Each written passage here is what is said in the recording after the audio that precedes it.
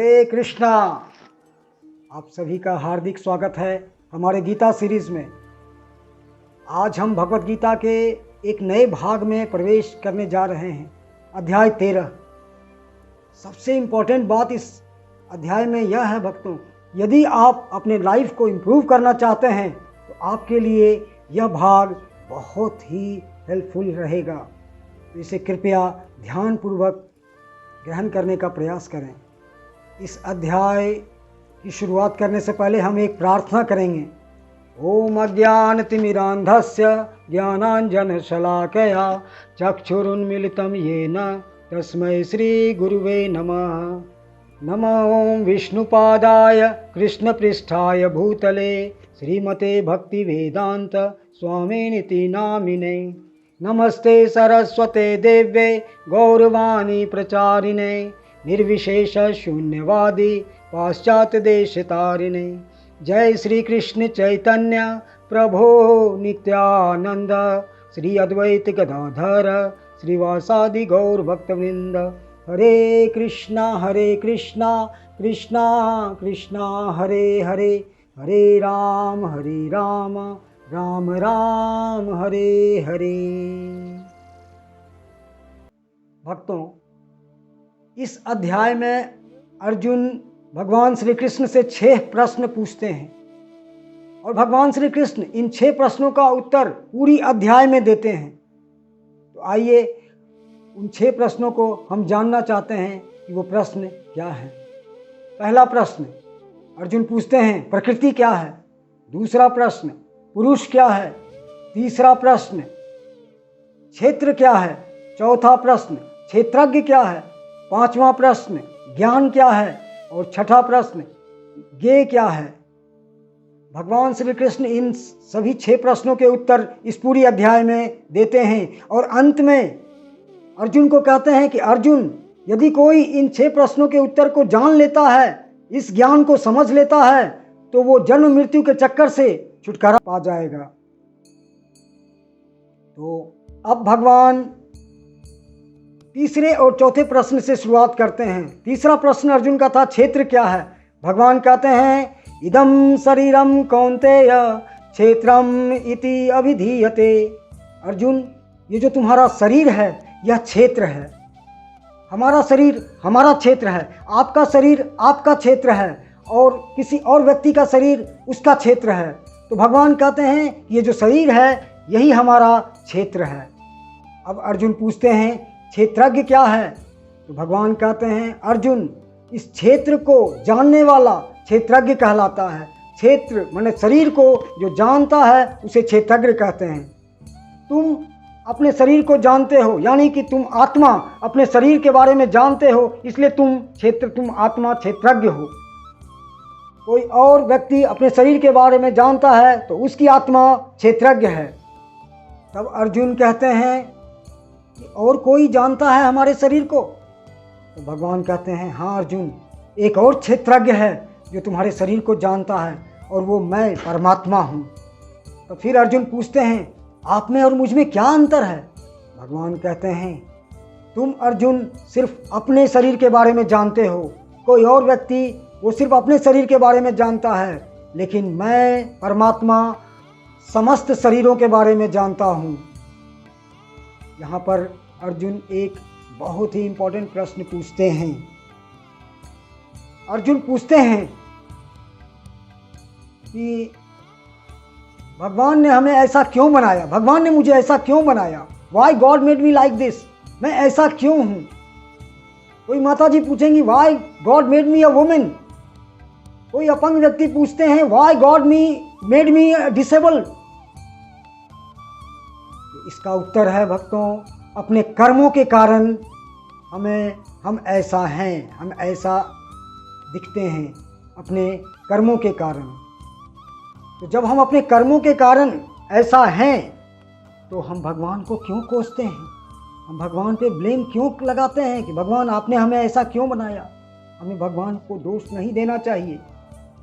हमें अपने कर्मों के कारण हमें यह जानना चाहिए कि हमें जो भी शरीर मिला है वो हमें अपने कर्मों के कारण प्राप्त हुआ है। अब भगवान श्री कृष्ण 5वां और 6ठा प्रश्न ज्ञान और ज्ञेय के बारे में बताते हैं अर्जुन को। भगवान कहते हैं इस गीता में संपूर्ण ज्ञान क्या है।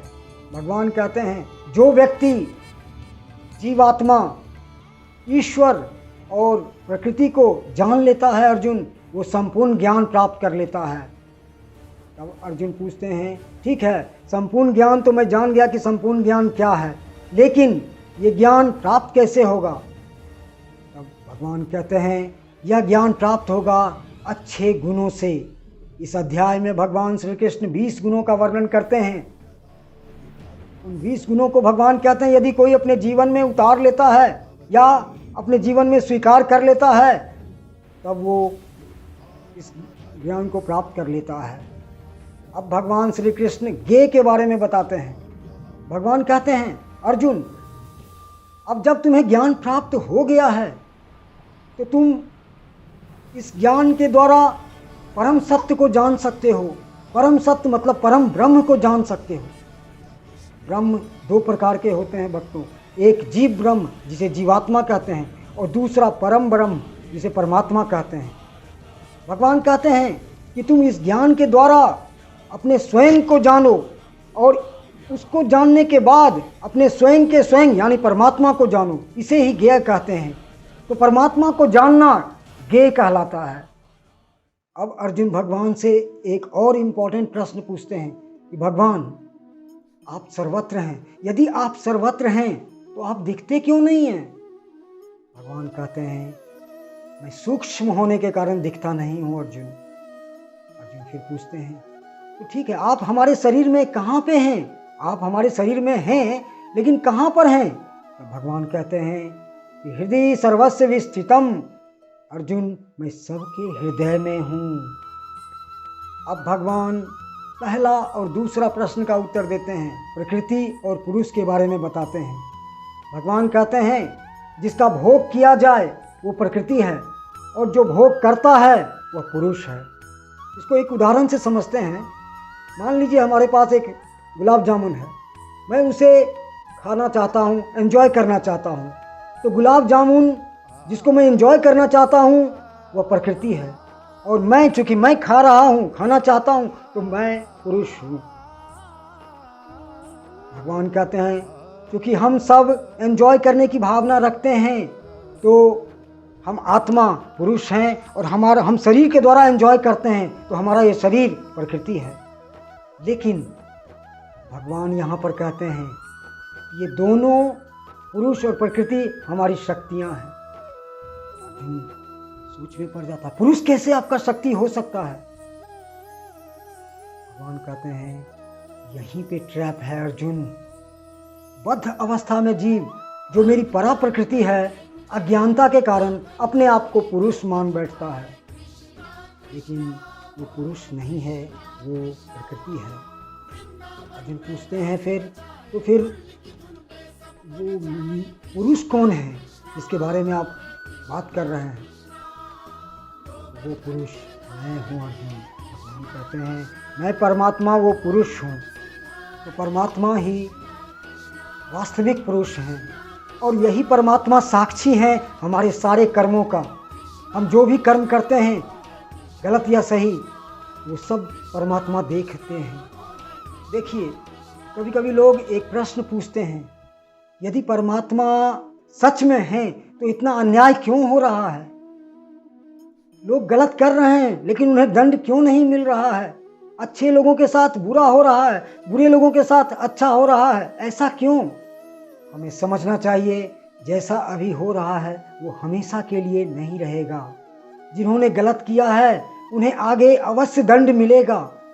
इंसान के नियमों को तोड़कर व्यक्ति बच सकता है, लेकिन भगवान के नियमों को तोड़कर कभी नहीं बच सकता। इस प्रकार भगवान श्री कृष्ण ने इन 6 प्रश्नों का उत्तर बहुत ही सहजता और सरलता के साथ दे दिया, और उन्होंने कहा कि जो भी व्यक्ति इस ज्ञान को प्राप्त कर लेगा अर्जुन, वो जन्म मृत्यु के चक्कर से छूट जाएगा। आइए अब हम इस अध्याय की शिक्षाओं पर चर्चा करते हैं। इस अध्याय का नाम है क्षेत्र क्षेत्रज्ञोर विभाग योग, यानी विवेक का योग। कौन साक्षी है इसका शीर्षक है, और यह जगत के बारे में बताता है। इसमें 5 महत्वपूर्ण शिक्षाएं हैं। पहली शिक्षा, कर्म बीज के समान है। अगर हमें आज कोई गलत फल मिल रहा है तो भक्तों हमने जरूर कोई ऐसा बीज बोया है जिससे हमें आज ये फल प्राप्त हो रहा है। तो कर्म बीज के समान है, हमें ध्यान पूर्वक कर्म करना चाहिए।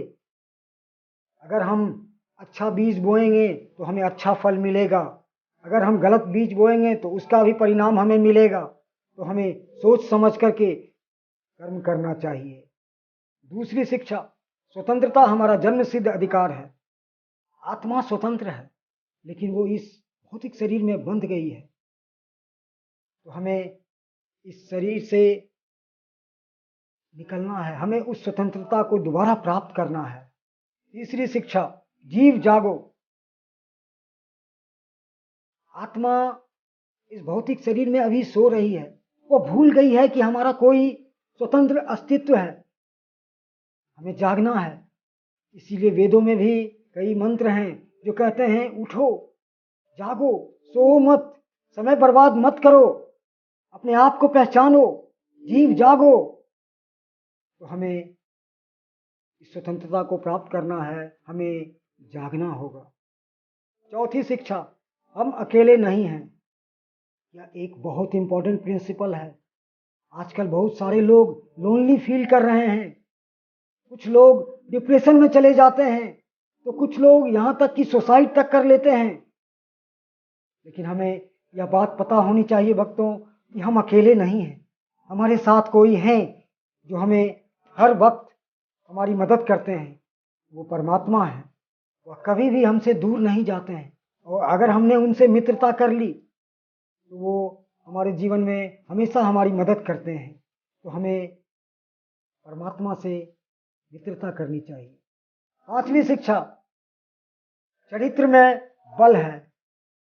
केवल knowledge is not power, in reality ज्ञान के बल से ज्यादा चरित्र का बल होता है। तो हमें चरित्र में भी इन्वेस्ट करना चाहिए भक्तों, क्योंकि हमारा ये चरित्र ही हमें आगे लंबे समय में काम आता है।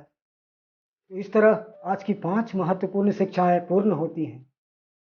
अगले अध्याय में हम जानेंगे कि एक बंधन है जिसमें हम फंसे हुए हैं, उस बंधन से हमें कैसे निकलना है, यह हम जानेंगे अगले अध्याय में।